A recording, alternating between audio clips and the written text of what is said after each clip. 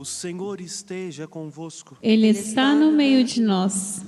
Proclamação do Evangelho de Jesus Cristo segundo São Mateus. Glória a vós, Senhor.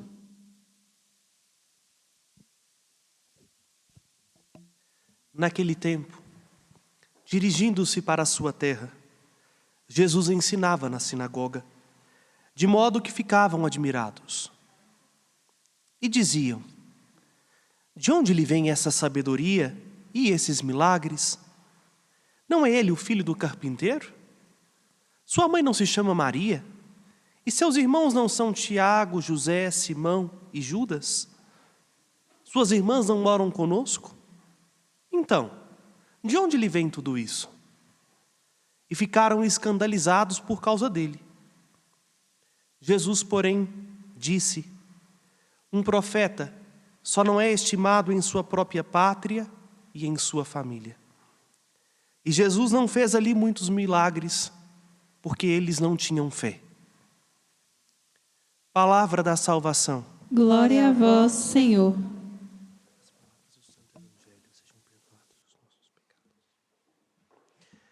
Irmãos e irmãs, nesse dia 4 de agosto, nosso olhar dirige-se para um grande santo da igreja, São João Maria Vianney. Nascido em 1786 em Lyon, na França, desde muito criança, João Vianney sentiu o desejo de ser padre. Já ainda na infância cultivava um profundo amor a Jesus, alimentado na oração, o que fez com que procurasse o seminário logo cedo. Porém, ele tinha uma grande dificuldade que era quase que um empecilho para a sua ordenação, a língua latina. Era, ao contrário do que alguns dizem superficialmente, ele não era uma pessoa com dificuldades intelectuais, muito pelo contrário. A biblioteca de São João Maria Vianney é bem robusta.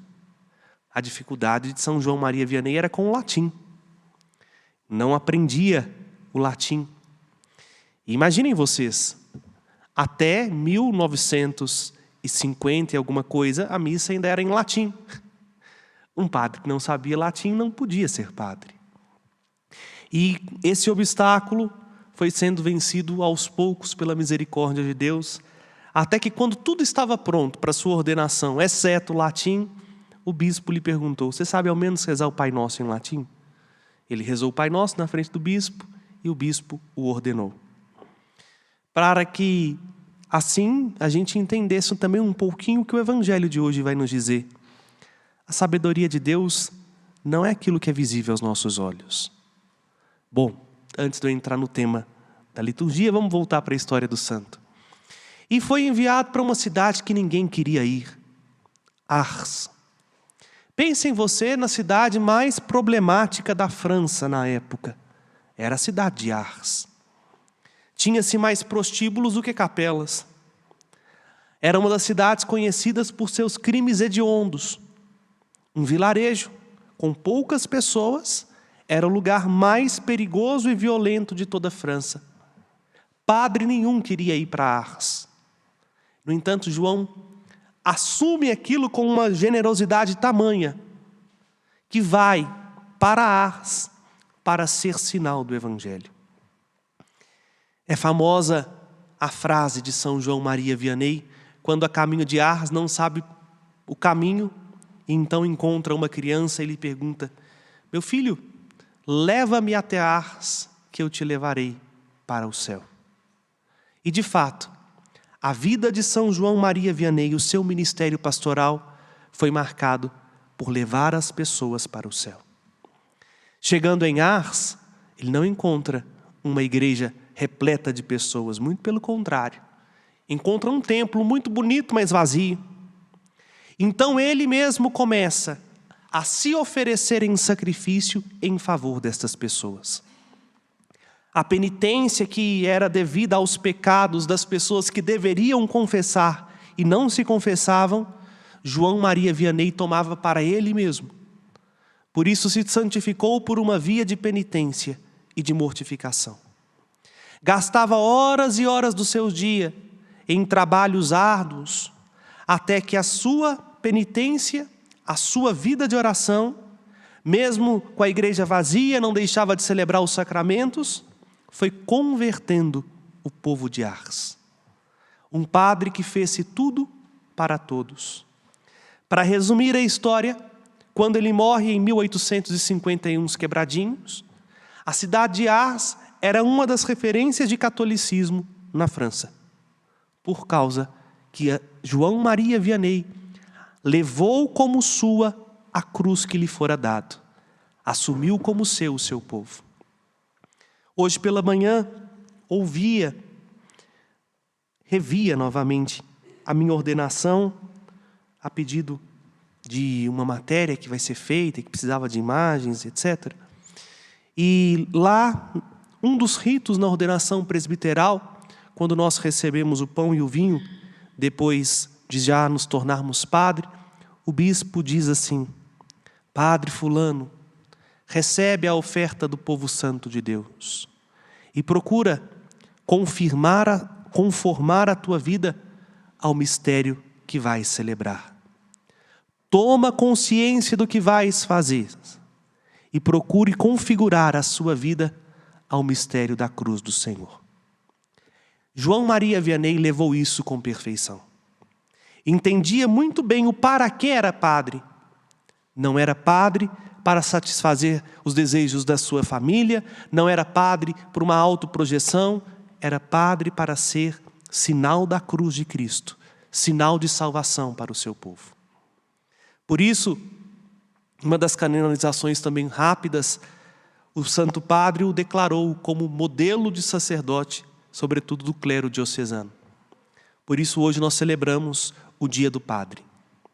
E aqui o Evangelho de hoje nos provoca, porque a vocação sacerdotal não nasce de fora de uma comunidade. Nós padres nascemos da oração de uma comunidade, da oração de um povo. E justamente a gente espera que em qualquer lugar dê padres, menos a nossa paróquia, menos a nossa comunidade. Afinal das contas, né? A nossa paróquia não é lá tão santa assim. Alguma coisa boa pode sair daqui. A mesma confusão que os concidadãos de Jesus apresentam no Evangelho. Se nós não entendemos que Deus chama quem Ele quer, do jeito que quer e onde Ele quer, nós nunca vamos entender o sacerdócio como o sacerdócio verdadeiramente é. O sacerdócio não é fruto do esforço humano. O sacerdócio é fruto da graça, que elege algumas pessoas em favor de todo o povo. O sacerdote não é um privilegiado. Não é porque somos melhores. É porque Deus ama tanto o seu povo, que não deixa com que ele pereça por falta de pastores. No Evangelho de hoje, Jesus volta à sua terra natal. E ali na sua terra natal, todos ficam admirados, como nos recorda o versículo 54, pela sabedoria e pelos milagres de Jesus. Seria algo muito bom.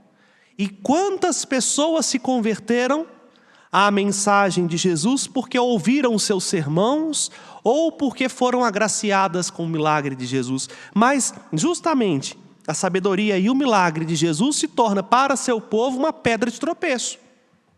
Porque eles começam a olhar para Jesus e perguntar: ué, mas não é filho de Maria e do seu Zé? De onde ele tirou tudo isso? Cresceu aqui com a gente. Ouvia as leituras que a gente todo domingo ouvia, até pouco tempo atrás, era carpinteiro aqui.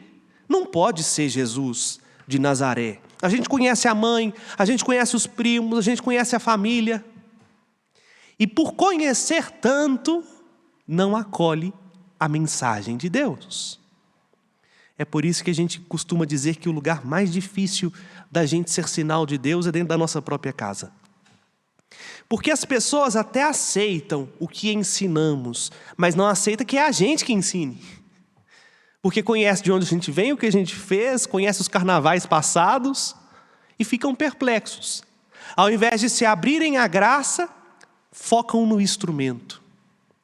É como se nesse momento agora, ao invés de cada um de vocês se dedicarem à escuta do que eu digo, a escuta da palavra de Deus, começasse a prestar atenção no microfone. Como que é, por que é assim, não assado, tem luzinha, não tem. Ora, o microfone é o de menos, é o que menos importa. Ele só é necessário. Se é esse, ou se é o microfone de mão, ou se é um microfone de lapela, não faz diferença. O que interessa é que tenha um microfone para que, não só para vocês, também para vocês aqui é o de menos, para quem está em casa pela TV e pela rádio, possam ouvir a mesma coisa que aqui é dito. Senão não chega lá. E muitas vezes nós damos muito valor ao que é visível, à aparência. E não entendemos que o que nos salvará não é o instrumento, mas é o que o instrumento fez em nós. É a graça que nos alcança. Se é pelo Padre Felipe, pelo Padre Wagner, pelo Padre Samuel, pelo Padre A, B, C ou D, por Dom Valmor, pelo Papa Francisco, não interessa. Nós apenas somos instrumentos. E aqui, ao ouvir este evangelho também hoje, fico eu pensando o quanto que os nazarenos também não souberam aproveitar a oportunidade que tinham. Porque as mesmas oportunidades que Jesus teve, eles tiveram. Ora, se eles alegam que Jesus cresceu entre eles, então significa que todas as oportunidades que Jesus teve, eles também tiveram. Por quê? Por que Jesus se despontou e eles não? Talvez por uma mediocridade, na maior parte das vezes, né? Nós passamos pelas oportunidades que a vida nos dá sem tirar o melhor proveito daquilo. Ou porque não estamos inteiramente naquilo que fazemos, ou porque julgamos aquilo ser um mal, ou simplesmente por não darmos atenção nas grandes oportunidades que o Senhor nos concede. Ora, quantas pessoas na mesma paróquia que a gente são muito mais santas que nós, ouvindo o mesmo padre, participando da mesma liturgia, rezando as mesmas coisas que a gente. Por que alguns conseguem e a gente não? Porque elas fizeram o passo de não olhar os instrumentos, mas agarrar-se na graça. Enquanto que muitos de nós continuamos olhando externamente, como que o outro está vestido, se o padre está falando o que eu gosto, como é que está acontecendo, se teve alguma falha aqui nos bastidores, enquanto perdemos a graça. A graça que o Senhor nos concede gratuitamente. João Maria Vianney, me desculpe a expressão, não é um santo de chocadeira, caiu do céu de paraquedas em Arras. Não. Nasceu numa comunidade, foi para um seminário, as mesmas oportunidades que tinham para os outros seminaristas, João Maria teve. E por que João Maria Vianney santificou-se e os outros não? Porque ele foi escolhido? Não. Porque ele soube acolher a graça de Deus no tempo presente, com as dificuldades do tempo presente, mas também com a presença amorosa e eterna de Deus em cada circunstância da sua vida. É isso que nos torna santo. Quando a gente parar de murmurar mais, quando a gente parar de olhar tanto para as coisas desnecessárias, a gente começa a perceber o essencial. E o Evangelho termina com uma conclusão terrível, porque Jesus queria fazer milagres. Jesus queria salvar o que era seu. Até me recordo do evangelista João, lá no prólogo, veio para o que era seu, mas os seus não o acolheram. Mas por que Jesus não pôde fazer muita coisa ali? Porque eles não tinham fé. Claro, aqui este evangelho colocado no contexto de Mateus, vem nos falar uma coisa que também é uma pedra de tropeço também para nós. A humanidade de Jesus. Jesus não é só um Deus, não é só Deus como nós pensamos, mas Ele é um Deus humano. É um Deus que se fez gente. E é Deus de verdade, não é um Deus em menor proporção. Aqui há um contraste entre as nossas expectativas e a realidade, né? Porque o problema aqui para os nazarenos não era Jesus ser Deus, era Jesus ser da cidade deles. Se Jesus tivesse nascido, sei lá, em Jerusalém, talvez eles tinham acolhido com mais generosidade. Síndrome de mineiro, me desculpe tamanha franqueza. Porque mineiro é assim, né? Bom é o que vem de fora, bom é da cidade do vizinho, bom é o que vem de São Paulo, bom é o que vem de fora do Brasil. E não vemos quantas riquezas nós temos dentro do nosso próprio quintal. Síndrome de mineiro. Se Jesus fosse de outro canto, Os nazarenos tinham acolhido os milagres, os sinais, mas quando Jesus tentou fazer um milagre, quando Jesus tentou ensiná-los, olhavam para Jesus e diz: não pode, gente. É daqui de Nazaré mesmo. É daqui de Caeté mesmo. Não tem condição. Tinha que ser de outro lugar. Está falando bonito demais para ser da nossa gente. Entendamos. Deus não conhece limite humano. Basta que a gente se abra à graça dele. E isso nos transforma. O que nos transformará não são também aquilo que a gente faz. Porque acabei de dizer, Jesus pregou, Jesus fez milagre. As obras que Jesus fez não adiantou nada para os nazarenos. O que nos salvará é a abertura do coração, que nós chamamos de fé. Jesus não fez mais milagres porque aquele povo não tinha fé. Aquele povo não conseguiu passar da aparência para a verdade, do que os olhos veem para o que o coração sente. Por isso, Jesus até queria, mas não tinha como fazer nada.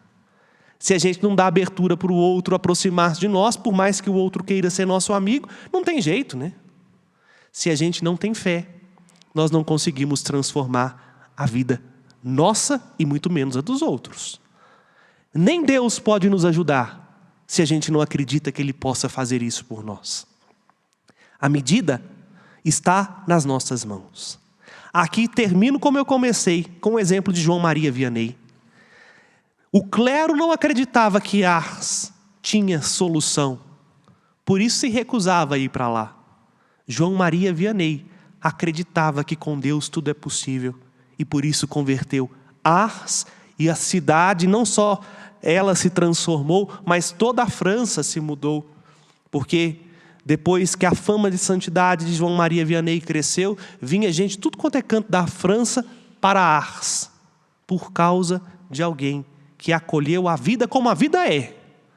Era de fato um lugar difícil, mas ele fez da dificuldade uma oportunidade de santificação para si, oferecendo o que era dever dele, o sacrifício em favor do povo, pela santificação do povo, e não vendo o povo como um modo de satisfazer os seus desejos pessoais.